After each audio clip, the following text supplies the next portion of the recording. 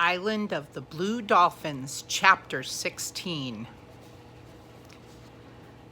I find it funny that yesterday, when we ended 15, we found that Krana now has a companion in Rontu, the wild dog, actually the chief dog of the wild dogs from the lair. She's made a pet out of him and a companion. And I had a companion in my house, a little black dog that was very naughty.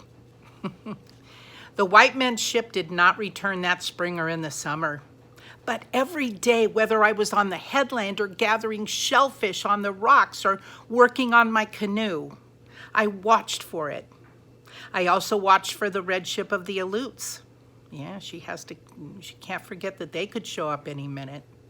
I was not sure what I would do if the Aleuts came. I could hide in the cave, which I had stored with water and food, for it was surrounded by thick brush and the mouth of the ravine could only be reached from the sea. The Aleuts had not used the spring and did not know about it because there was another spring closer to where they had camped and where they most likely would camp again. But they might come upon the cave by chance, and then I must be ready to flee. For this reason, I worked on the canoe I had abandoned on the spit. I went to the place where the others were hidden, but they were dried out and cracked. Well, she doesn't want to have another adventure like she did the first time when she tried to, get off the island. She almost sunk. Also, they were too heavy for a girl to push into the water, even a girl as strong as I was. The tides had almost buried the canoe, and I labored many days just to dig it out of the sand. Since the weather was warm, I did not go back and forth to my house on the headland, but cooked my meals on the sand spit, and at night slept in the canoe. Well, that's pretty cool, which saved much time. Even this canoe was too big for me to pull easily in and out of the water, so I set about making it smaller. I did this by loosening all the planks, by cutting the sinews, and heating the pitch that bound them together. I then shaped these planks to half their length, using sharp knives made from a black stone, which is to be found at one place on the island, and then I bound them back together with fresh pitch and sinews. This is amazing, boys and girls. She isn't just sitting there waiting to be rescued. She's pulling apart a canoe, cutting it in half, and then, she had to even make the sharp knife that she worked with. This girl is a go-getter. I wonder how much of that is in us. She gets things done. She figures out what she can do, and she does it. And that's the way we ought to be. Oh my. The canoe, when I had finished it, was not so beautiful as it had been before, but I could now lift one end of it and drag it through the waves. Well, that sounds good to me. All the time I was working on the canoe, which was most of the summer, Rontu was with me. He doesn't abandon her, does he? He was either sleeping in the shade of the canoe or running up and down the sandspit chasing pelicans. Oh, sweet. That roost there in the great numbers because there are numerous fish nearby. He never caught any of the birds, yet he would keep trying until his tongue hung out of his mouth. He had learned his name quickly and many words that meant something to him. Zalwit, for example, which is our word for pelican, and nape, which means fish. I talked to him often using these words and others, and many that he did not understand, just as though I were talking to one of my people. Rontu, I would say, after he had stolen a special fish I had speared for my supper, tell me why it is that you are such a handsome dog and yet such a thief. He would put his head on one side and then the other, although he knew only two of the words, and looked at me. He would put his, he was a sweet little dog. What a good companion, and I'm glad she's speaking with someone now, even though it's an animal. Or I would say, it's a beautiful day. I've never seen the ocean so calm and the sky looks like a blue shell. How long do you think these days will last? Ron, too, would look up at me just the same, though he understood none of the words, acting as if he did. Because of this, I was not lonely. Oh, good. I did not know how lonely I had been until I had Ron, too, to talk to. When the canoe was finished and the pitch had dried, I wanted to find out how it went through the water and if the planks leaked.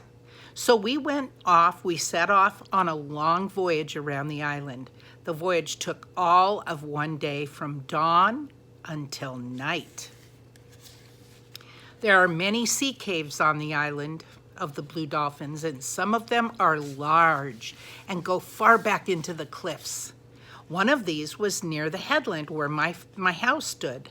The opening was narrow, not much wider than the canoe, but once we were inside, it spread out and was larger than any place on the headland. The walls were black and smooth and slanted far up over my head. The water was almost as black, except where light came through the opening. Here it was a gold color, and you could see fish swimming around. They were different from the fish on the reefs, having larger eyes and fins that drifted out from their bodies like kelp. This place opened into another, which was smaller and so dark I could see nothing. I don't think I'd want to be in that cave. It was very silent in there with no sound of the waves on the shore and only the lapping of the water against the rocky walls. I thought of the god Tumayawit, who had become angry at Mukat and gone down into another world, and I wondered if it were not to such a place as this that he had gone. Far ahead was a spot of light no larger than my hand, so instead of turning back, which I felt like doing, I drifted toward it around many turnings and came at last to another room which was much like the first. 3 rooms now. Along one side was a wide shelf of rock which ran out to the sea through a narrow opening. The tide was full and yet the shelf was out of the water. It was a fine place to hide a canoe which could be lifted out and stored there where no one could find it.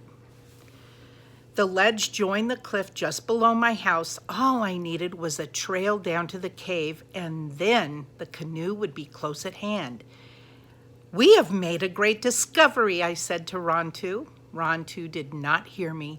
He was watching a devilfish just beyond the opening of the cave. This fish has a small head with large eyes that bulge and many arms. Can you tell me what kind of creature this is? An octopus? Maybe. All day Ron, too, had been barking at the cormorants, the gulls, the seals, at everything that moved. Now he was quiet, watching the black thing in the water. I let the canoe drift along and I knelt down out of sight until I could pick up my spear. The devilfish was in front of us, swimming slowly near the surface, moving all of his arms at once. Large devilfish are dangerous if you are in the sea, for their arms are as long as a man and they can quickly wrap them around you. They also have a big mouth and a sharp beak where their arms join their head. This one was the largest I had ever seen. Since Rontu was standing in front of me and I could not put the canoe into a better position, I had to lean out to use the spear. As I did so, the devilfish saw my movement and let loose in the water a black cloud of liquid which instantly hid him from view. Yes, it is an octopus. I knew that the devilfish would not be in the center of this cloud, that he had left it behind. I therefore did not aim my spear at it, but picked up the paddle and waited until he appeared. He was now twice the length of the canoe from me, and though I paddled fast, I could not overtake him. "Rontu," I said, for he was watching the black cloud in the water. You have much to learn about the devilfish. Rontu did not look at me or bark. He put his head to one side and then the other, still puzzled. More so when the cloud disappeared and nothing was there except clear water. Devilfish is the best food in the sea. The flesh is white and tender and very sweet, but they are difficult to catch without a special kind of spear, which I now decided to make during the winter when I would have much time. I took the canoe to Coral Cove, not far from the cave. I pulled it up on the shore out of reach of the winter storms. There it would be safe until spring, when I would hide it in the cave that Rontu and I had found. It was easy to paddle, and it did not leak, so I was very happy. Well, that's chapter 16, Island of the Blue Dolphins by Scott Odell.